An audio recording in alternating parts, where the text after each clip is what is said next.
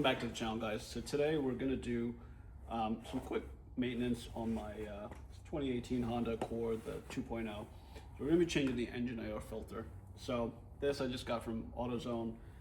It's an STP air filter, so we're going to be using model number SA90222. So it's super easy. Let me show you guys how to do it. So obviously you're going to open your engine. And this is where the engine filter goes. It's the air box. So if you can see, there's some clips right over here. So I'm just gonna,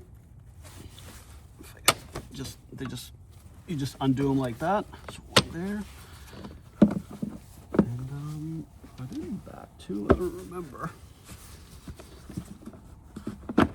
Nope, it should just come off just like that. I guess technically you should probably remove this clip back over here. I don't know if you can see that, but right there. But you know, it's all good. All right, so let me just get that out. And so here, so this is the old clip. So it's not too bad actually. It's dirty, but not all that bad. Really, you should be changing the air filter about once every. I usually recommend like 5,000 to 10,000 miles. Probably about 10,000 miles, you should be good.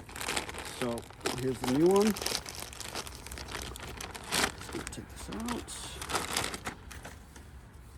All right, so you'll see that basically you want to put it this side up. There's like a little border right along the top. So, and obviously you just want to make sure there's no debris in here, which there isn't. So it's pretty clean. So this just sits right in there, and it should go in flush right to the top.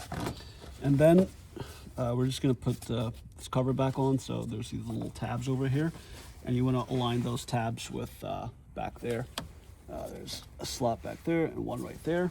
So let's just do that. All right, so once that's in, I'm just going to set it down.